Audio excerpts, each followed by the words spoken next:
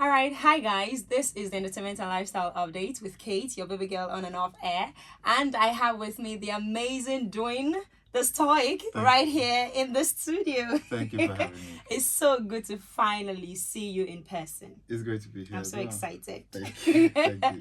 All right, so you're here in Ibadan. Yes. Not the first time, right? Not my first time. No. Okay, so I had a show in December last year. That was my first time in Ibadan, and it was exciting. It was actually just really good to be in a city that wasn't mine for the first time and do a show. And yeah, we decided when we were trying to plan the Love Lane tour that we had to come back here. So you came back here, and how are you feeling? Excited. Still excited? Yes, very much. I love that. Because this evening will be very, very interesting. I know. So you mentioned the tour, yeah? How has Yes. the tour been going so far? I know you've gone to Abuja. Yes. I know there's PH on the list as well. PH is on the list, and Lagos is coming as well. You're in Ibadan right now. Yeah, exactly. And it's been very interesting. I think the best part has been just finding that no matter the city I'm getting to, there are people who connect to this music in the way that they do, and it's just a kind of a validation of the thing I always thought about when we make this music, is that I want people to be able to see themselves, to just really enjoy this music. You know, I'm writing about things that I believe most people can relate to, right? And so I'm just excited to be on tour and just see that, in person. I like that. Yeah. I like that. So who is doing? DWINTHESTOIC is a musical artist, but just before that, I've had to be many other things, and it's why we now are running a label. So before this, I'd worked in tech briefly. I had worked in media. I was editor-in-chief at Zikoko. I was also a writer and senior editor at Tech Cabal, and just did a couple other things in advertising and just in the arts, writing and whatnot. And so it feels like at the time when I decided to take music to be my only gig, right? Because I've always had to do it with something else. But when we decided to start St. Clair Records, everything just came together. All the many things I've done before. So I would say for me, I'm a person who just enjoys telling stories and finding the best way to get them out there, really. So whether it's by music or in the future film, whatever it is, just finding. Yeah. So you just mentioned now that you'll find a way to tell stories and what have you. So that means you're creative 100%. Yes. How is your process like? You know, when you're creating maybe your music or what have you? I think most times with the songs, it's usually I just let the idea flow from my head. So usually a lot of songs start as freestyles, right? Sometimes the first words that come in that freestyle work and they are in the song. Sometimes it's just the melody that works. So a lot of the writing of songs for me is editing a lot of times. So you just lay out a template and then you start to move the blocks around, right? It's like, okay, once I have a line like, let me pick a song like If and I Am, for example. Okay. And If and I Am starts, I've been caught in a lie once before. I said I wouldn't cry if you close the door. Now, there are many ways to take that story. You can decide to make it a song where the person is like, you know what? Yes, I was right to tell you to leave my house, right? I know. Or you could make it the song that it is now, and it's sadness, right? It's wishing that they had stayed. So it's a lot of just taking, and so this, for any other thing I do, is mostly trying to say, okay, you know what is the natural progression of this, right?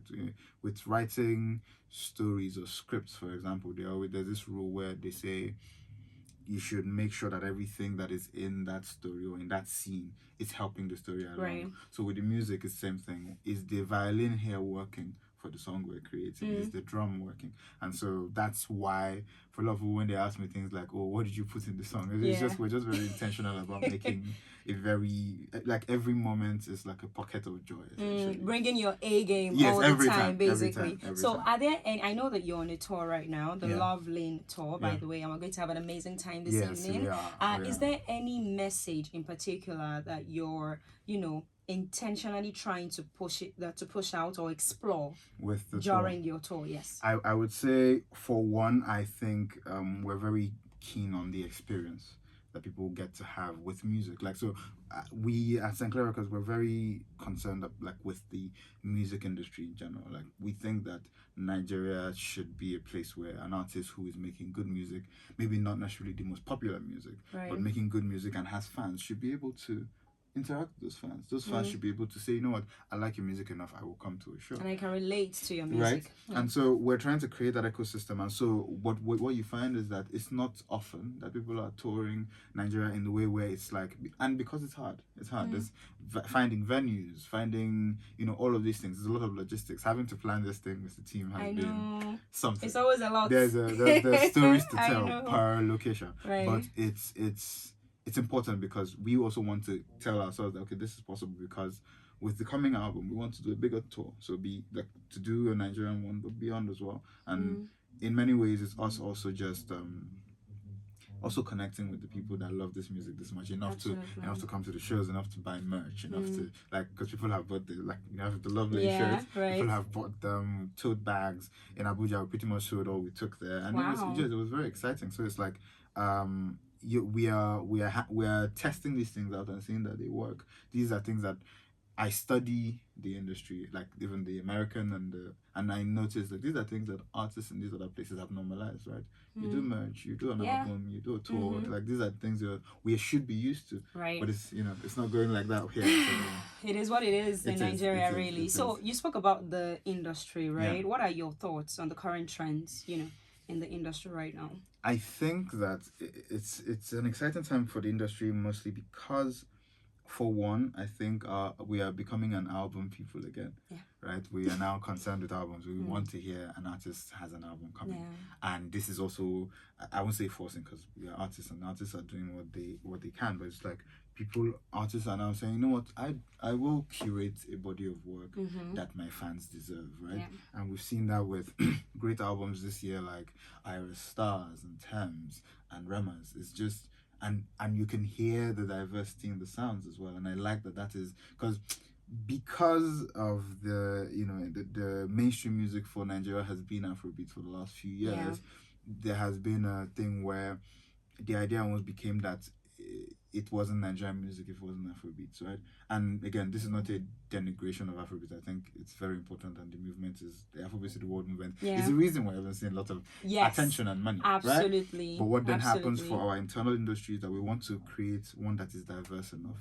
Right, and that's what's happening. People are doing different sounds. They're finding that. So I'm doing some slow ballads sometimes, and people like it. People will say, "Oh, Nigerians don't know if they do." You just have to. They need to hear it. I mean, I saw one of the videos on Instagram, and I was wow. It's the way everybody was like So in my head, I'm like, I really cannot wait to experience the lovely tour. Later. It's amazing. It's and having that. So that's what I want the industry to move more towards. That people should music. We've always had this thing. Music has always been good when it comes to Nigeria for the longest time. And so this industry we have is something that we should be taking very good care of, money wise, but also just life is working. You're trying to work, you're trying to make money, you're trying to do this. It's always doing, but with things like art, like entertainment, comedy, music, we get to just have some respite, right? Life is hard. So speaking about art, your art now, how do you see it evolving in the next few years?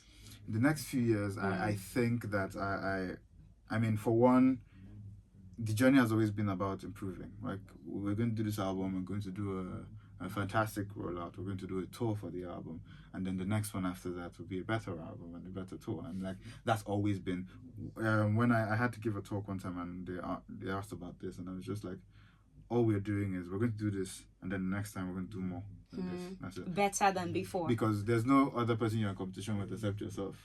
So it's like, you just do better. So what initially sparked your, should I say, your interest in music? Yes. I would say it was there early. I think my dad, when he was in uni, briefly DJ'd. Like, we've always been a musical family, but not necessarily in that nobody that I know of, had a musical career. Okay. But we always just loved music. My father would collect records, and I would listen to all sorts of music from when I was young, from the Beatles to Jim Reeves and then to Oriental Brothers, like High Life. Yeah. And just more music like that where, like Ebenezer Obey, and like from very young, I'm listening to all these kinds of music. And so at some point in like 2007 thereabouts, I was in secondary school or so, and I decided that I wanted to try and write songs. And so I started studying. I started listening to the music I already knew. I started analyzing it more. Okay, why did they? And then in that way, and like with most other types of art, I learned to, and I did more formal like courses and whatnot on songwriting. Okay. But just learning from people has always been just the best way. Going to see what other songwriters did and finding new ways is why most times with the songs I make, I'm never like, oh, this is the genre that I reside in, because the truth is the song can come and you just demands, cut across. Yes, it demands something else, right? I understand that. So is there any artist that you feel like you want to have a collaboration with? Oh, definitely. I think in Nigeria, I would say I really want to work with artists that I really like their writing, like Asha, Omale, and for international artists, I would say Labyrinth. Definitely someone I want to work with. And I think and Sia, and they both work together. So yeah, right. I want to be in that room. I mean, thinking about it, and trying to figure out your sound. Yeah. It's going to be a bang, seriously. So I feel like fingers crossed for that one. So let's talk about the Love Lane tour. Yes, the Love Lane tour. Yes. And what we're expecting this evening. So you're going to have, just from the door, the smell of the place is going to be different. We're working with a partner, Fitila Candles, and we're going to have they're going to be there selling candles as well, and diffusers, but the room will also be curated. It's a curated scent just for that evening, and it will be a mix of scents, but also we're going to then have other acts as well performing alongside me. And the way I structure my shows is because I don't want people to, you come to the show early, and you kind of have to wait through a bunch of other performances before you see who you want to see. But for the way the show goes, if you come early, you meet it doing the stoic sets just at the beginning, at the middle, and at the end. And it's for 5 p.m. Yes, it's for 5 p.m. So we're going to see you at 5 p.m. Yes, Cafe One at the Palm Shopping Mall, Ring Road, Ibadan. So how do you stay connected with your fans on tour? I share as much as I can because the work is a lot. I don't do as much sharing. But for example, my newsletter subscribers have, they get updates from me. That makes sense. On social media, I try to post as often as possible, but even that is hard because again, the work is, I'm not just an artist. I'm also, how do you balance that with your personal life? I mean, there is hardly a personal life now. I'm mostly working. This is probably your personal life. I'll be honest with you. I'm mostly working, but it's also like having a great support system, friends, and a team. I have my manager who came here with Captain Timmy. Yes, Captain Timmy.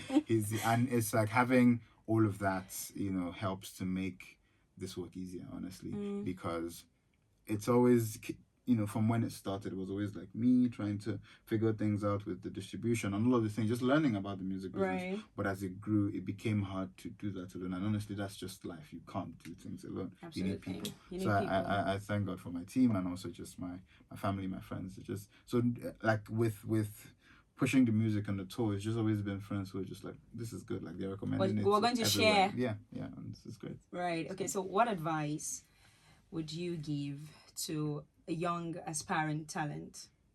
I would say double down on the people that like you.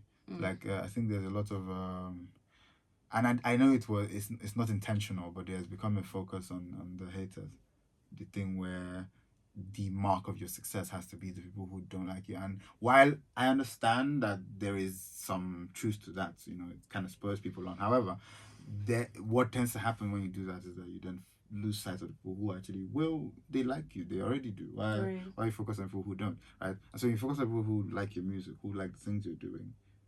You also hear from them. These are people. So people telling feedback. Exactly. People who like you will tell you, oh, that thing you did isn't great. But now you don't have to be scared of, oh, this person, they have said it to you because they want you to get better because they are there for you. It's a constructive criticism. Right? And so, but if you have a case where it's just like focuses on, oh, people don't like the people that like you, what are they getting? Are you coming to your shows on time? Are you taking care of them? Like, it's a thing that we are trying to do at St. Clair Records, where we try to start our shows on time and end on time. We know that we don't have the safest of countries, so we're not trying to keep our people out, past midnight for any reason, when that's not the plan, right? If for any reason I need people to be out that late, you let them know, right? Yeah. But we have a culture of where it's just, you come for a show and 5 hours in, the artist you came to see might not be there. So these things are things that artists should learn when they're rising, so that by the time you get to where you want to be, you have a crowd of people who are there for you. Yeah, they are yours. And examples is, look to people who have long-standing careers. like the performers like Elton John, people like who are still touring, and they've probably not dropped albums in years, but just had people who connected their music and had great experiences with them, that they will just keep coming back. So it's something to remember. Okay, so we've had a lot to say Yes. about the album as well, because I was going The to album ask is you coming, yes. what's It's coming called- next yes. after the tour. So It's called Master of Ballads. Master of Ballads. Yes. It's Master giving- of Ballads. Yeah. Oh, ballads. Yeah. It's giving Game of Thrones. You know what? Yes, yeah. It has that feel to it, but Right. it's very much me trying to explore all the many ways that a ballad, a style of writing, the way I write songs, how it could exist in a high life song, in a piano ballad, in whatever form, in the form in Afrobeats, like I Go Nowhere. Right? These songs are going to be part of the album, and you'll be hearing some songs of the album on the show today. So if you're going to be there, you're going to have a fun time. But the album is coming soon. We're working on just finishing the tour and then just putting final touches, but you're going to get the album soon enough, and it's going to be a great experience. Actually. Amazing. Yes, I mean, I've had an amazing time talking I've also to had you. an amazing time. Thank Very you so much. fun, very interesting. Thank you. I hope to see you soon. Yes, Maybe when the yes. album is out. Yes, I will make sure to come here and talk about the album. Thank I you think you'll very enjoy it much, as well. Dwayne. Thank you this for toy. having me, Kaki. So, Love Lane Tour, the one happening at Ibadan. Ibadan. We'll be at the Palms Mall, Cafe 1. Yeah. Yes, at 5 p.m.